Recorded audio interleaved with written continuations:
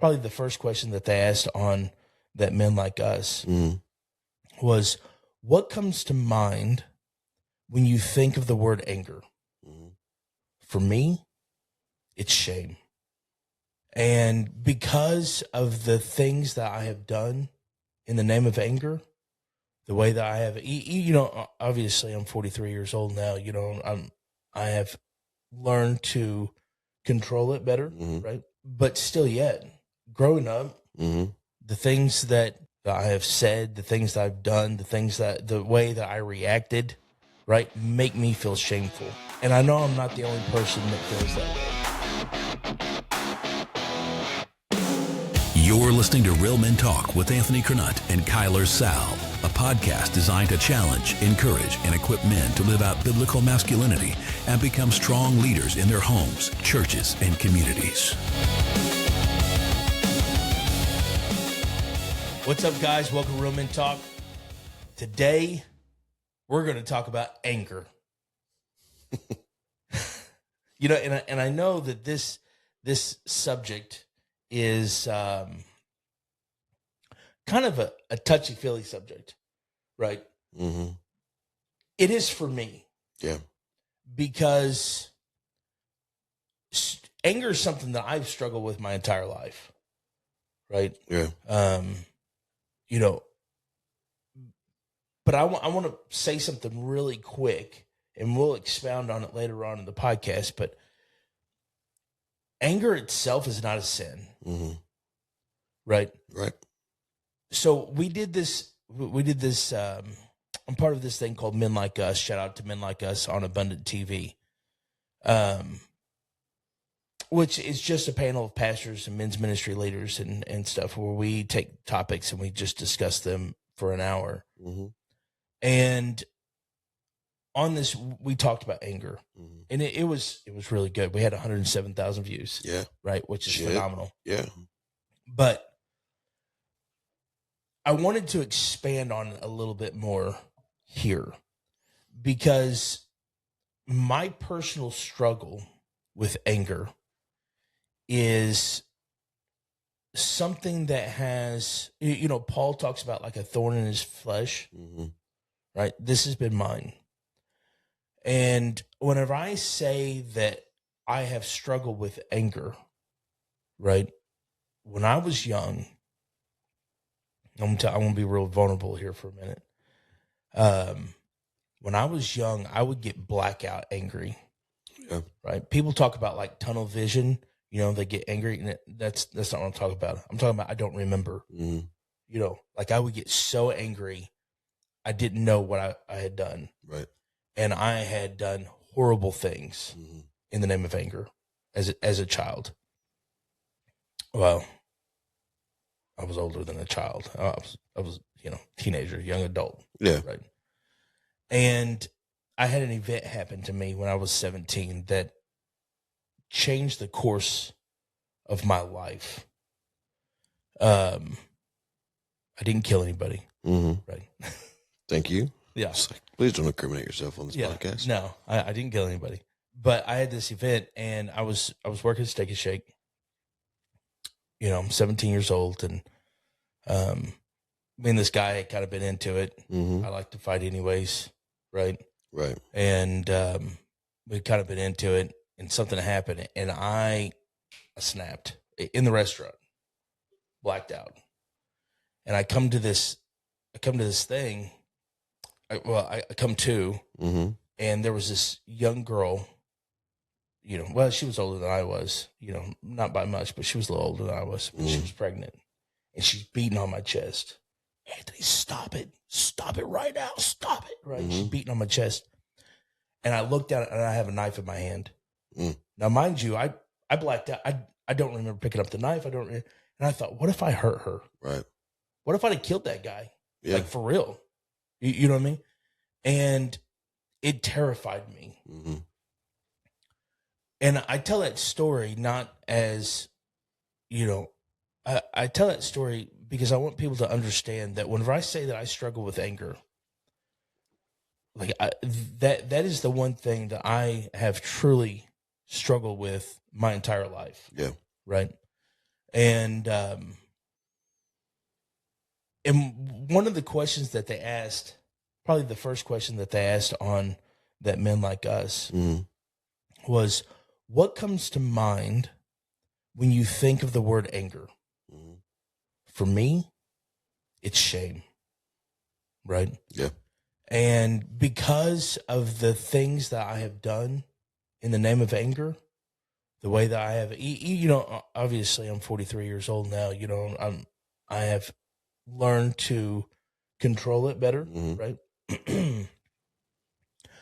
But still yet, growing up, the things that, that I have said, the things that I've done, the way that I reacted, right, make me feel shameful. Right. And I know I'm not the only person that feels that way. Yeah. And I thought, man, this really needs to be a topic for here. Because I'm going to be real honest with you. I don't remember the last time I heard somebody talk about anger. Right. In a church, any pastors. And I think it's such a touchy-feely subject because in culture, anger is acceptable. Right? Anger is acceptable. If you and a guy get angry and you cower down, what happens? You're going to be made fun of by everybody. Right. Right. Everybody around you is going to call you a girl, and I'm not talking about inside the church. I'm just talking about in broad society, right? Right. That's the way men are. Right. You know what I mean? Right, wrong, or indifferent. That's what's going to happen. Yes. Now, if you punch that guy in the face, everybody's going to praise you for that. Right? And the whole situation is wrong. Right. But anger itself is accepted. It's the one emotion that I feel that we can have that nobody questions. True. Does that make sense? Because it's so widely accepted. It's just what we do. We're men, right? Anger is the acceptable reaction to everything. And I'm going to be real honest with you, for a long time, and whenever I say a long time, the vast majority of my life, every emotion turned into anger. Every single one of them. It doesn't matter if I was scared. It didn't matter if I was excited. It didn't matter if I was happy. I was angry all of the time. Yeah. And nobody questioned it. You know what I mean? Obviously, it was wrong. Yeah. I knew it was wrong. My wife knew it was wrong. Don't get me wrong. I've never hit my wife or my children or anything. I've never been abusive or anything like that. Right. I've been able to, I got it under control before all of that type of stuff happened. Before my wife and children. But I have said some terrible things. I've lost my cool and taken it out on my wife and my children, and society just acts like it's okay. Right. As a whole. Well, I think it's because we've made it that, this is my thought process while I'm sitting over listening to you, is we've made that the norm of how to handle emotions as men. Right. Because it's the most easiest for us to name. We as men, we won't process our emotions. I mean, how many times has your wife or maybe somebody you're dating asked you, let's sit down and let's talk about this? We don't want to talk about these things. The easiest thing that we can say is that made me mad. Right. Because we can name that emotion. We can't name disappointment. We can't name hurt. We can't name shame. We can't name, it's very hard for us to. We have to sit down. We have to actually work through a situation where, like you said, nobody questions anger. So if we just say that made me mad, I'm angry, then most people, unless you're a therapist and you're doing your job, they're not going to say, well, why did that make you mad? Right. So we as men have just allowed that to be the acceptable version of who we are. And the devil has now taken that as a tool because, I mean, even I, when I was a kid, struggled with anger. I mean, I punched a hole through a wall because somebody made me mad. I slammed my brother into a cabinet. Like, I feel like most men go through a season where they rage out at different times and they can't control it. They don't know how to control it. And in those situations, there's really an underlying emotion, but we just go straight to anger because we can name that one in those situations. So like in the situation where I punched a hole in the wall, I didn't have any control over a situation. And I just felt like everything was coming up against me. And it wasn't necessarily that I was mad. I just didn't know how else to react, but I could be mad. Right. And so I was. And so in those situations, or in any situation, we just automatically go straight to anger because we can name it and we know exactly how to go from there. And anything that we can name, the devil can then use to either be he always uses it for bad. But he can take it and use it as a tool or a weapon against us. And so he just keeps developing that anger.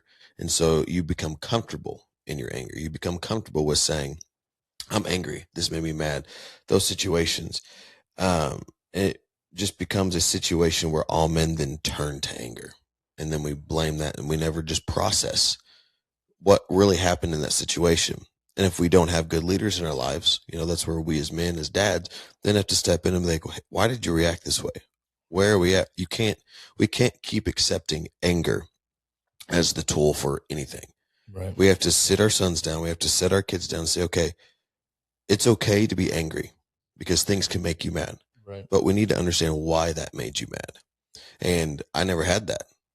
Okay. Most men don't have that because most men are not going to talk to their kids, their sons, their daughters, their anything about emotions. Right. And we've gone so far away from that being acceptable that we now have to get back to it in order to control it. Because it wasn't until probably college that I finally was like, we got to get this under control. Mm-hmm. Yeah. And so when you think about anger, and I don't know about you, but I have often in my life tried to justify the anger that I felt with the Bible. Yeah. Well, Jesus flipped over tables, which is true, right? So the question is, how do we justify is a bad word. How do we understand anger in light of the Bible? Right. Right. Because the Bible does say things like James 1:20 says, for human anger doesn't accomplish God's righteousness. Right. So it says things like that, but then it also says, be angry and do not sin. Right. So how do we understand our anger? How do we understand that the emotions that God has given us are good for a purpose? Right? When you think of human anger, I think of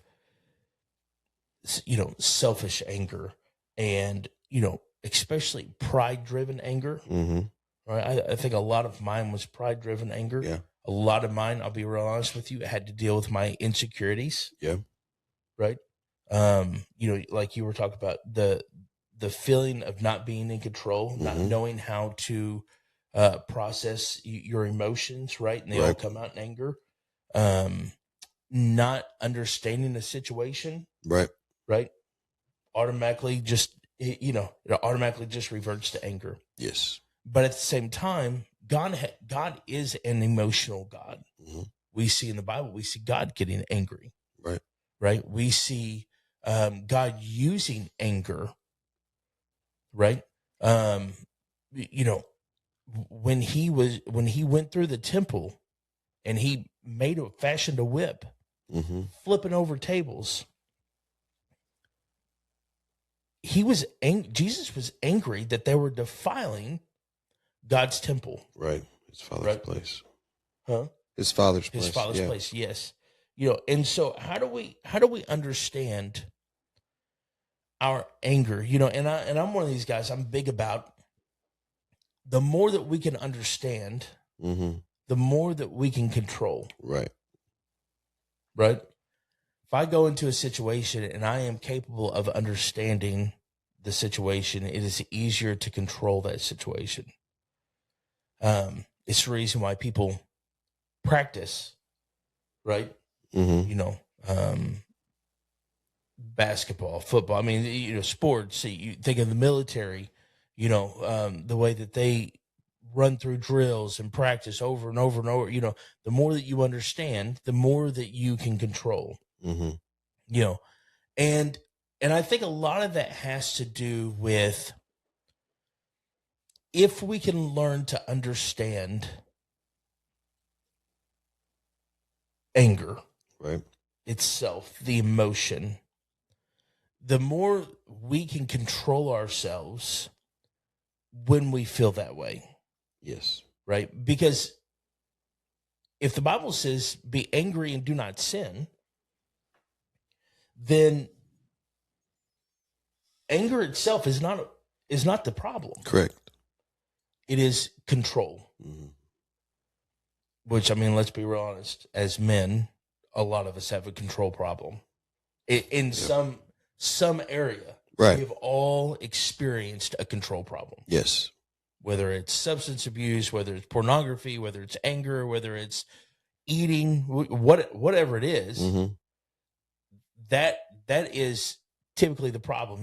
Things like, I heard a guy say one time, he's like, well, it's not my fault. All these girls walk around in booty shorts and all this stuff. And I was like, wait a minute. I mean, I'm not saying that it's right, Mm-hmm. but you can only control you. Right. Right? That's the problem. Yeah. Your lack of control. We've all been there. Yeah. Every one of us, right? I'm not condemning anybody, but that's the nature of the beast. When we lose control of our anger, Mm-hmm. that's when it becomes a problem. Yes. Right? And to be able to control the anger, we have to be able to understand it. Yep. And so I was thinking about this, and we actually talked about it a couple of weeks ago in men's group about understanding our anger Mm-hmm.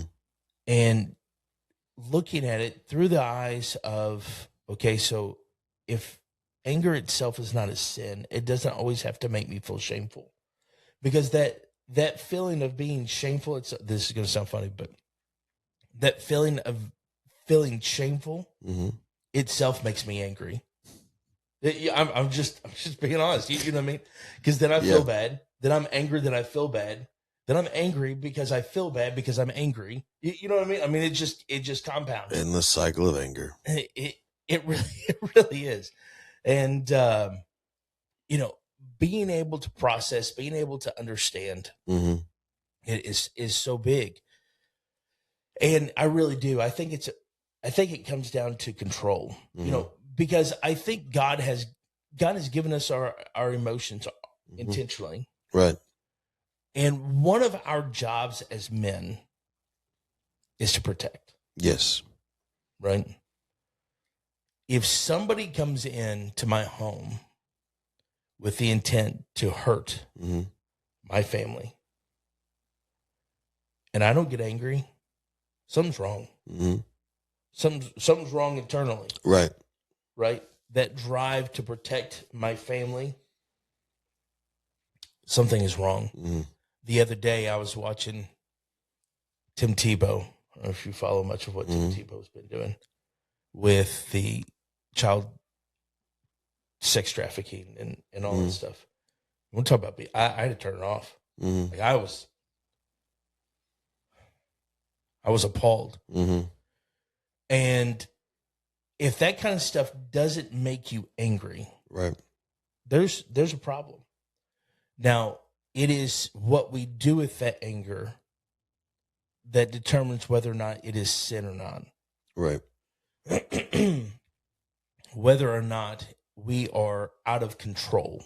Mm-hmm. Right?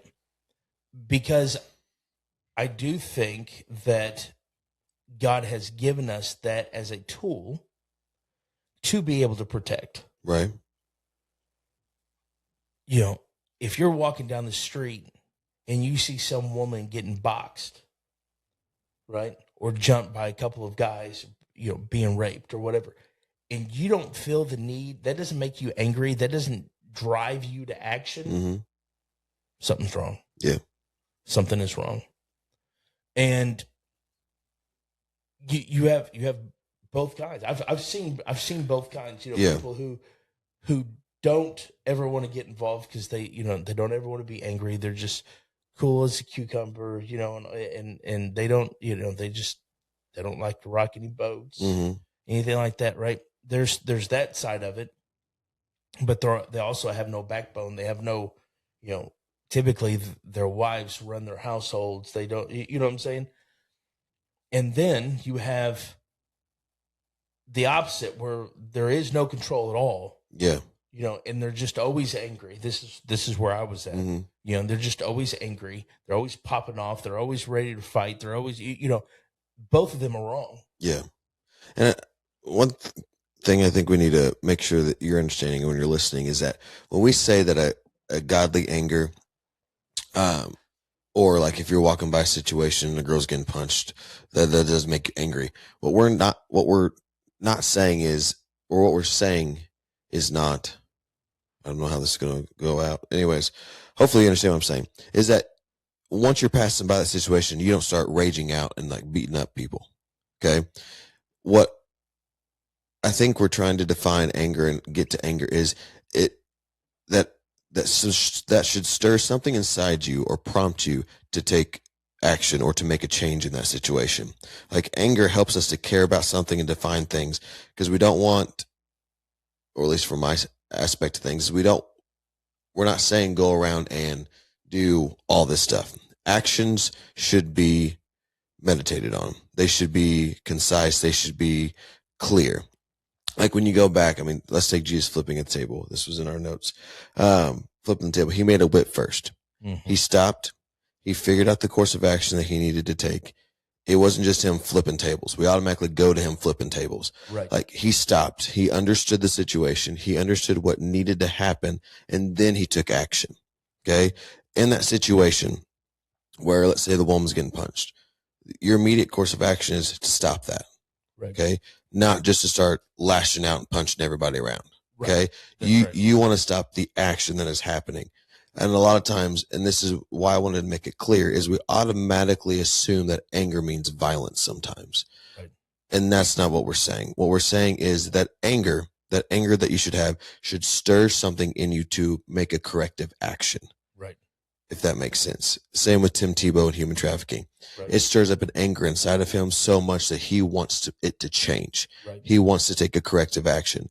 He doesn't want to unleash an army on the United States that says that we're going to completely eradicate everything that is bad in life. Okay. I bet if he could, he would probably. That doesn't mean we don't want to on the inside. Right. Because if I'm passing somebody and a guy's beating him up, I sure would want to rage out and just deck the crap out of him. You know what I mean? But that's where we have that godly anger, that righteous anger that says we will correct this in a godly manner, the best way possible. Because an eye for an eye and a tooth for a tooth, yes, that's in the Bible. Okay. But if you take that and then you start applying that to every single situation, I punch you, you punch me, we're just going to keep punching back and forth all night. One of the things that helped me out when I was struggling with my anger was that I learned to develop, and this is like a buzzword for everybody because they don't want to do it, is I learned to develop patience. Right.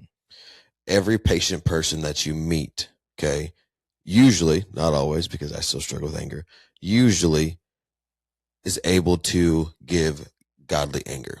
They're able to sit, meditate, and not react. Okay. It's when we just start reacting that's the issue. Right. And this one saying, it helps me out. It says, seek to understand, then to be understood. Understand the situation that you're in first. Okay. And then seek to be understood. You put others before yourself. Right. When we switch that around and we put ourselves before others, that's when it becomes an unrighteous anger. Right. So in that situation, sorry, I just wanted to define That we're not saying go rage out on everybody. Yeah. No, I think that's really good.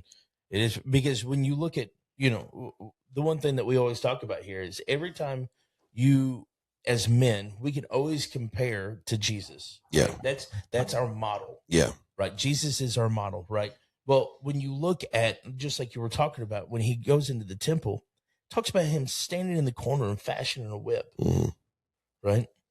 Now, I'm going to be real honest with you. There's part of me that would like to think about him standing there going, I'm going to flip over them steaming tables. I'm going to punch that guy in the face. I'm going to. And the fleshly side of him may. He may be like, oh, you just wait, Lord. You just wait. But I don't think that he was. No. I think what we have to understand is what Jesus did was intentional. Mm-hmm. It was controlled. Yep. And it was purposeful. Mm-hmm. Now, what they were doing, what the money changers and these people selling these animals, you have to understand the way that they were defiling the temple. Not only were they not supposed to be in there doing that, but they would. All these people had to come from different regions, mm-hmm.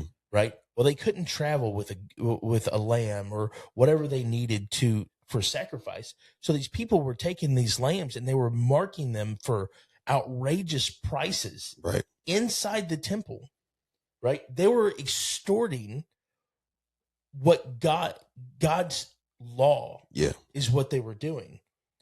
And so Jesus, here he was sitting there and he was so intentional about what he was doing. He understood. Now think about it. Jesus didn't necessarily need the whip, right, to flip over tables. The whip itself was purposeful. Mm-hmm.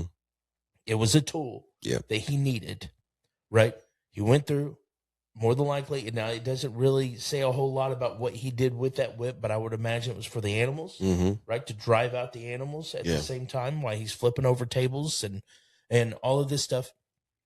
But Jesus, what he was doing was intentional. Yes. So let's apply that same situation to a situation where somebody is being harmed, right?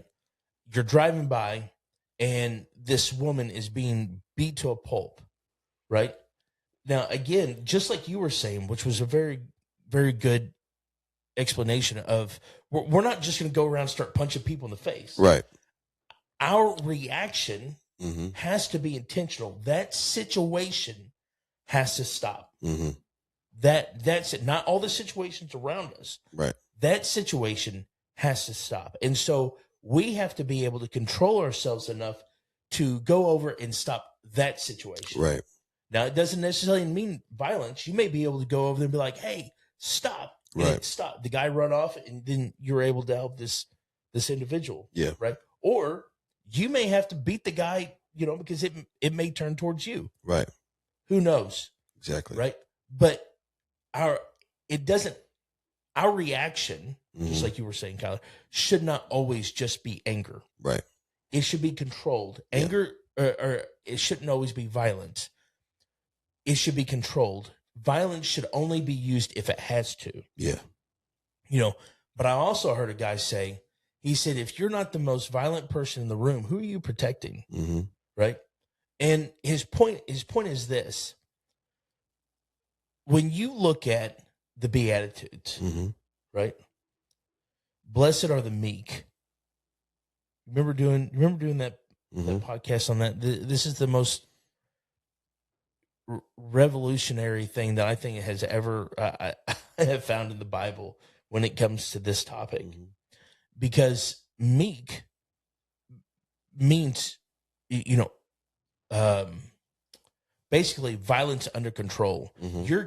Your capability of being violent controlled. Right. Being able, when you think of meek, before we had done that study, whenever I had thought of the word meek, I thought of somebody who was kind of, nonchalant, they never got involved in anything. They never got riled up. Mm-hmm. That's not the case. Right. It means you're a bad dude, but you're able to control yourself. Yeah. You think of think of some of the military people you've ever met in your life, mm-hmm. and what they're capable of. They don't go around and using that all of the time. Right. They control themselves.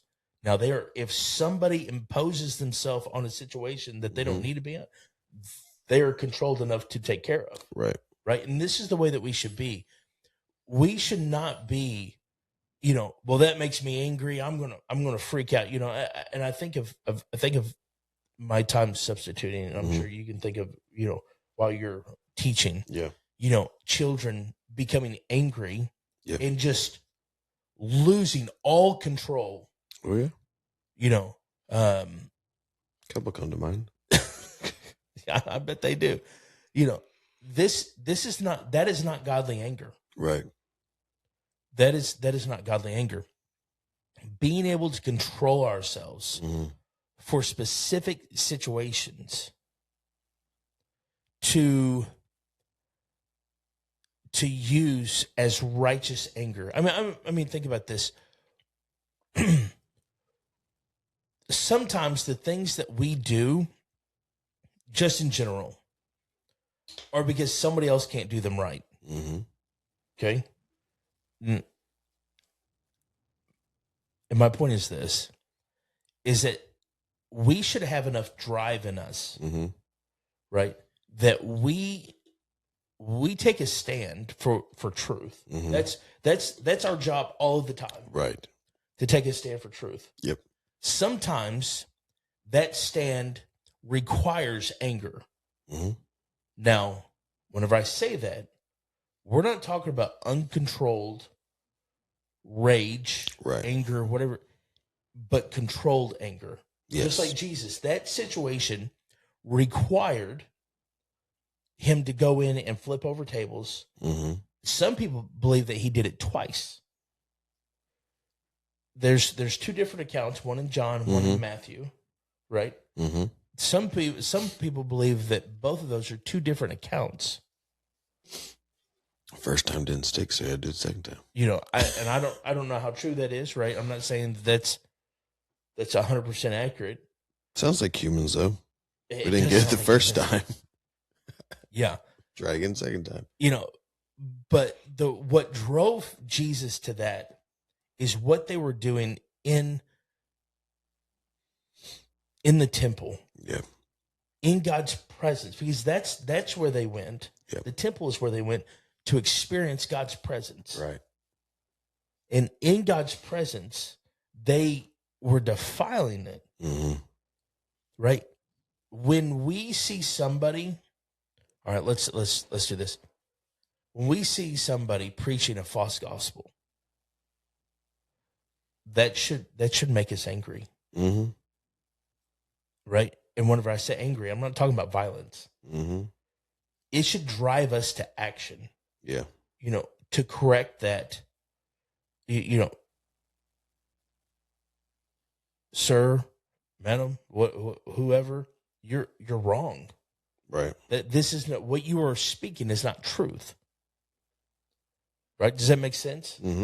So our anger under control should drive us to action, whatever that looks like. Yeah. Right? Because so often when people, even saying that, people view anger the same almost across the board. Yeah. It's always bad. Yes.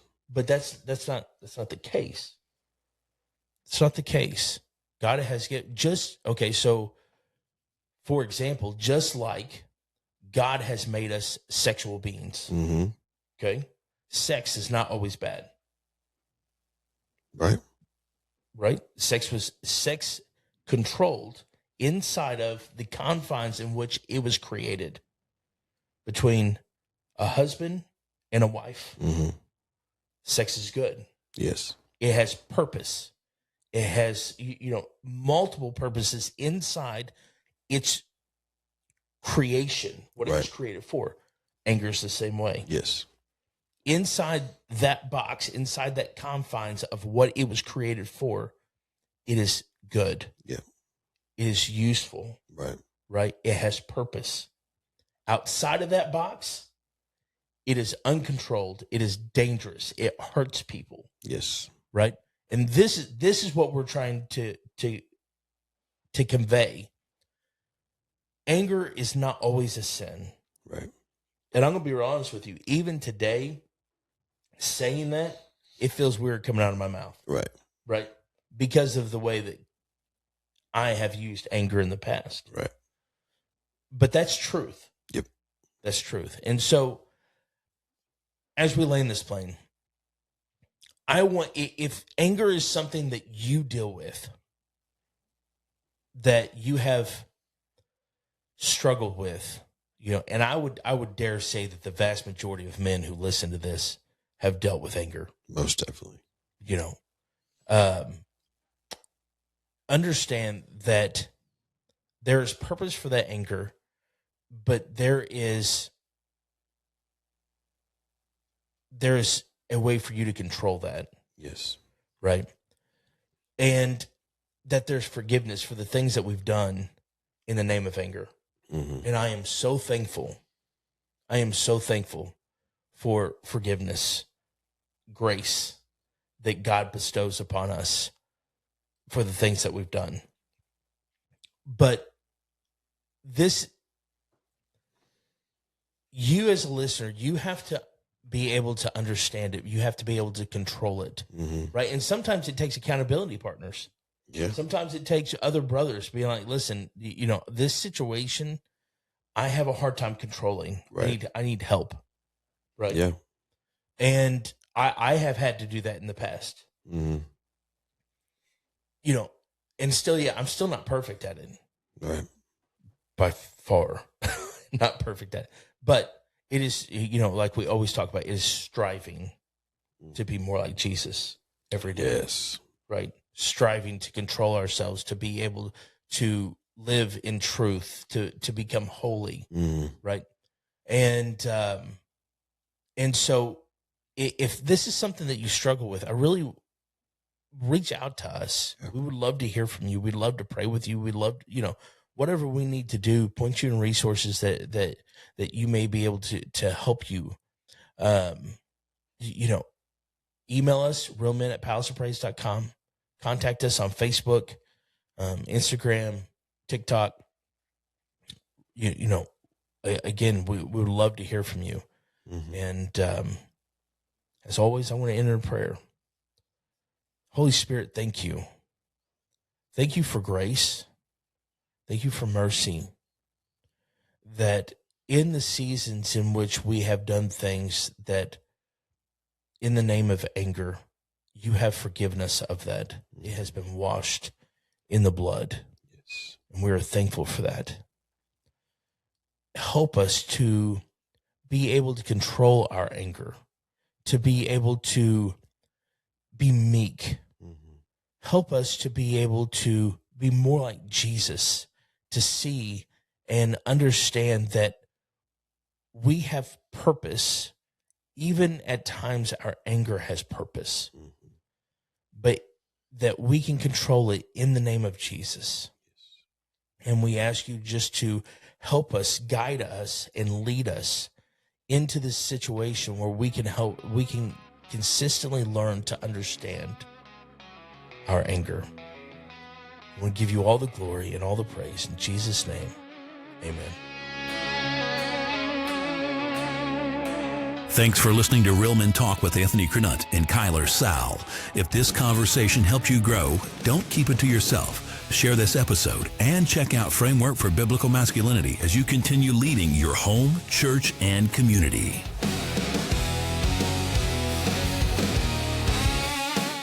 This episode was edited and produced by Real Men Studios, LLC, helping podcasts sound as good as their message.